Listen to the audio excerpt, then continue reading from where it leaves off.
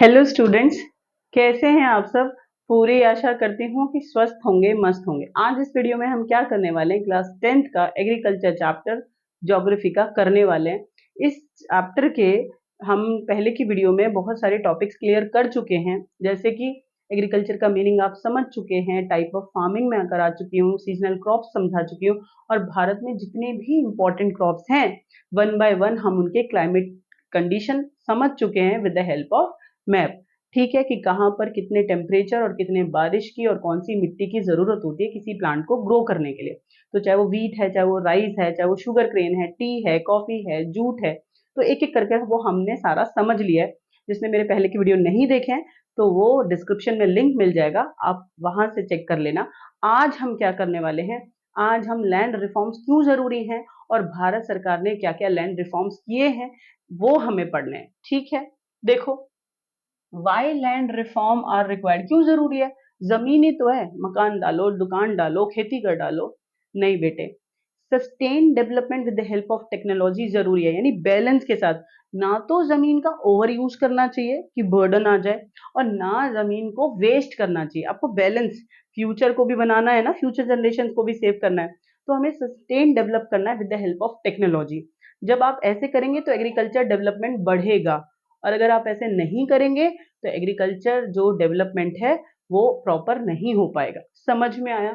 देखो जरा, sustained uses of land without compatible techno-institutional changes have hindered pace of agriculture development। अगर आपने sustain use नहीं करा लैंड का, टेक्नोलॉजी नहीं इस्तेमाल करी, तो एग्रीकल्चर का प्रॉपर डेवलपमेंट नहीं होगा। तो आपको जवाब मिल गया होगा कि एग्रीकल्चर डेवलपमेंट के लिए लैंड रिफॉर्म बहुत ज्यादा जरूरी है। आया समझ में, आया होगा। आगे चलते हैं। Some serious technological and institutional reforms are required, यानी हमें बहुत सारे रिफॉर्म लैंड के करने पड़ेंगे। दो बेस होते हैं, हमें कुछ टेक्नोलॉजिकल रिफॉर्म्स करने हैं और कुछ इंस्टीट्यूशनल रिफॉर्म्स करने हैं, ताकि हमारा लैंड सुधर जाए। ठीक है, और जो एग्रीकल्चर प्रोडक्शन है वो बढ़ जाए। अच्छी बात है। देखें कब कब क्या क्या गवर्नमेंट ने इनिशिएटिव लिए हैं, कौन से लैंड रिफॉर्म्स किए हैं। देखो, टेक्नोलॉजिकल एंड इंस्टीट्यूशनल रिफॉर्म्स आपको बहुत आराम से समझ में आ जाएगा। Collectivisation, consolidation of the holding and cooperation and abolition of zamindari, this is the first initiative taken by government. हमारी गवर्नमेंट ने लैंड को रिफॉर्म करने के लिए, एग्रीकल्चरिस्ट को सपोर्ट करने के लिए, जो जमींदारी प्रथा है ना भाई, पहले क्या होता था, जमींदार जिसके पास बहुत बड़ी जमीनें होती थी और जो छोटे किसानों से, लैंडलेस फार्मर से बंधुआ मजदूरी कराते थे, है ना। तो इससे क्या होता था, कुछ के पास जमीन इतनी ज्यादा है और कुछ के पास बिल्कुल भी नहीं है। तो गवर्नमेंट ने सबसे पहले जमींदारी प्रथा को खत्म कर दिया, और कलेक्टिवाइजेशन, कंसोलिडेशन ऑफ होल्डिंग और कॉपरेशन, यानी सब पूरी जो जमीनें हैं, छोटे छोटे पैच ऑफ लैंड में बटे हुए हैं, उनको कलेक्टिव, कलेक्टिव इट मीन्स इकट्ठा कर लिया, कंसोलिडेट, ताकि अच्छे से खेती करी जा सके। समझ में आया आपको। Land reforms was main focus of our first 5 year plan. First 5 year plan, इसका मतलब क्या होता है, भारत में आजादी के बाद पहली बार जो फर्स्ट 5 ईयर प्लान लॉन्च हुआ वो हुआ 1951 में। इट मींस पंचवर्षीय योजना। समझ में आया क्या कह रही हूँ। हर साल ना क्या होता है बेटा, 5 साल के लिए ना जो गवर्नमेंट है वो 5 ईयर प्लानिंग लॉन्च कर देती है कि अगले 5 सालों के लिए किस फील्ड में कितना एक्सपेंडिचर, कितना खर्च करेंगे और 5 सालों का उनका क्या टारगेट है।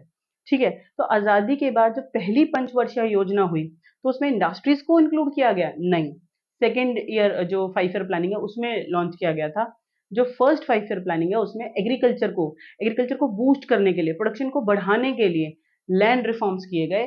ठीक है, तो पहली पंचवर्षीय योजना एक नंबर में भी आ जाएगा। इसमें लैंड फर्स्ट 5 ईयर प्लानिंग में किसको इंक्लूड किया गया। ठीक है, याद रखना, लैंड रिफॉर्म्स को।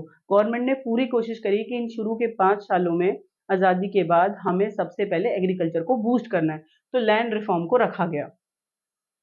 The right of inheritance, it means government ने ये कानून बना दिया, राइट ऑफ इनहेरिटेंस, कि जो फादर की प्रॉपर्टी है वो बेटे को ट्रांसफर होगी। अभी बेटियों को भी होती है, और जरूरी है। इससे क्या होगा, किसान बहुत ज्यादा सिक्योर फील करेगा कि मेरे बाद मेरे बच्चों की है, तो इस जमीन का ध्यान रखूं, इस पे अच्छे से प्रोडक्शन करूं।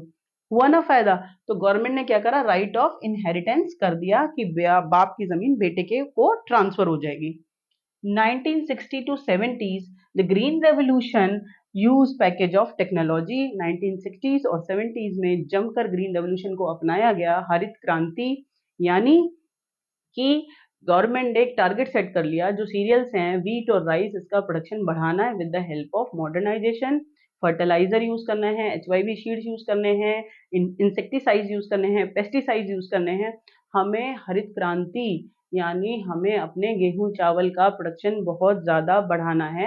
1960s में गवर्नमेंट ने ये स्ट्रैटेजी अपनाया। प्लस क्या अपनाया, ऑपरेशन फ्लड। इस पॉलिसी में स्ट्रैटेजी ये रखी गई कि जो फ्लड से नुकसान होता है किसानों को, बाढ़ आने से, उससे कैसे बचा जा सके। ठीक है, तो these are the step taken by government और इनिशिएटिव कि किस तरीके से लैंड रिफॉर्म किया जाए, प्रोडक्शन को बढ़ाया जाए, चाहे वो ग्रीन रेवोल्यूशन है या ऑपरेशन फ्लड है। प्लस जमींदारी प्रथा को खत्म कर दिया, प्लस लैंड रिफॉर्म्स को इंट्रोड्यूस करा फर्स्ट 5 ईयर प्लानिंग में, प्लस राइट ऑफ इनहेरिटेंस। तो इतने सारे कोशिश जो है गवर्नमेंट कर रही है, तो नतीजा अच्छा आएगा बुरा आएगा? बिल्कुल अच्छा आएगा यार, इतनी कोशिश तो अच्छी बात होती है। ठीक है, आगे चलते हैं हम। In the 1980s and 60s, अभी जो मैंने आपको कराया था वो क्या था, 60s और 70s में गवर्नमेंट ने कौन से स्टेप लिए, चाहे वो green revolution, right of land inheritance और ऑपरेशन फ्लड, अबॉलिशन ऑफ जमींदारी, ये सब जो सुधार गवर्नमेंट ने लैंड रिफॉर्म के लिए करे हैं वो हुआ है 1960s और 70s में। अब गवर्नमेंट ने 80s में और 90s में क्या सुधार करें, जरा वो देखो। क्या सुधार करें, क्रॉप इंश्योरेंस, क्रॉप्स का इंश्योरेंस कर दिया। इट मींस अगर ड्रॉट्स आ जाए, फ्लड आ जाए यानी सूखा पड़ जाए, बाढ़ आ जाए, साइक्लोन चक्रवात, बहुत तेज हवा आती है, ठीक है, और फायर, कोई आग लग जाए, डिजीज, कोई कोई बीमारी लग जाए फसल को, तो उससे फसल बर्बाद हो जाएगी, किसान बर्बाद हो जाएगा। तो गवर्नमेंट ने क्या शुरू कर दिया है, क्रॉप इंश्योरेंस, कि अगर किसी भी नेचुरल और मैन मेड डिजास्टर से फसल खराब हुई तो उसे कंपनसेट कौन करेगा? ठीक है, तो किसानों को भरपाई कौन करेगा, उसकी गवर्नमेंट कर देगी। समझ में आया? तो ये तो बहुत ही अच्छा है क्रॉप इंश्योरेंस। उसके बाद ग्रामीण बैंक खोले हैं, कोऑपरेटिव सोसाइटी खोली है, बहुत सारे बैंक खोले हैं। क्यों? these banks provide loan at cheap rate और lower rate to farmers। Farmers को किस जो लोन है उसकी क्या जरूरत पड़ती होगी, सोच के देखो। अरे फार्मर्स को नए नए कपड़े और मकान थोड़ी लेना होता है, अपनी फसल को उगाना होता है, अच्छे अच्छे खेत में अच्छे अच्छे प्रोडक्शन करना है, लार्ज स्केल पे क्रॉप्स को ग्रो करना है। तो इसके लिए उनको ट्यूबवेल की जरूरत है, पेस्टिसाइड्स की जरूरत है, इंसेक्टिसाइड्स की जरूरत है, HYV शीट्स की जरूरत है, फर्टिलाइजर्स की जरूरत है, थ्रेशर की जरूरत है और ट्रैक्टर की जरूरत है। ये सब आएगा पैसों से। तो जो किसान नहीं ले पाते हैं तो वो लोन ले लेते हैं, गवर्नमेंट उन्हें लोन देती है सस्ते पे दाम पर, ठीक है, कम इंटरेस्ट पे, ताकि वो लोन लेके अपना जो खेती का काम है अच्छे से कर सके। तो ये भी अच्छी बात है, लोन दिया जाता है, लो इंटरेस्ट रेट पे दिया जाता है, लोअर इंटरेस्ट रेट पे क्रॉप्स का इंश्योरेंस भी हो जाता है। प्लस किसान क्रेडिट कार्ड। किसान क्रेडिट कार्ड बच्चों, एक शॉपिंग कार्ड होता है कि पहले ही शॉपिंग कर लो, ड्रेस ले लो, ये ले लो, वो ले लो, और बाद में पापा उसको पे कर देंगे, वो अलग कार्ड होता है। लेकिन ये है किसान क्रेडिट कार्ड, गवर्नमेंट हर किसान को देती है। और किसान इस क्रेडिट कार्ड से क्या करता है, जो भी उसे अपनी क्रॉप्स के लिए खरीदना है, एग्रीकल्चर से रिलेटेड सामान है, वो ले सकता है और बाद में पेमेंट कर देगा। ठीक है, तो किसान क्रेडिट कार्ड प्रोवाइड कराया है गवर्नमेंट ने, अच्छी बात है। Personal accidental insurance.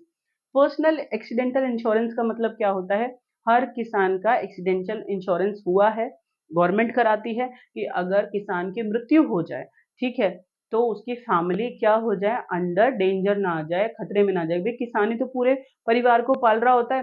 तो एक्सीडेंटल इंश्योरेंस भी कराया है, किसान क्रेडिट कार्ड भी दिए हैं और लोन भी प्रोवाइड कर रहे हैं लोअर रेट पे।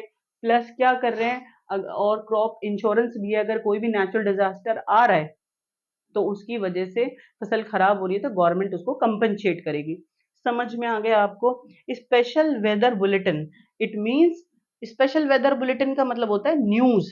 वेदर से रिलेटेड फार्मर्स को इंफॉर्मेशन दी जाती है कि भाई कैसा डे टू डे जो वेदर है वो कंडीशन है, कौन सी फसल आपको उगानी चाहिए, कितने पानी की जरूरत है, कौन सा सीजनल क्रॉप आपको ग्रो करना है, कौन सी क्रॉप ग्रो करेंगे तो वो ज्यादा बेनिफिशियल है, उसके प्राइस क्या है।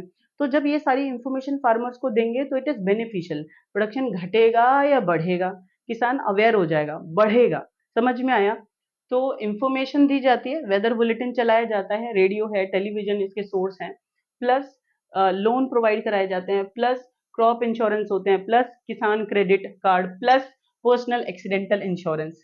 तो these all are efforts did by government, ठीक है, to improve land, to produce more crops. Agriculture को विकास के लिए, डेवलपमेंट के लिए गवर्नमेंट ने ये सब करा है।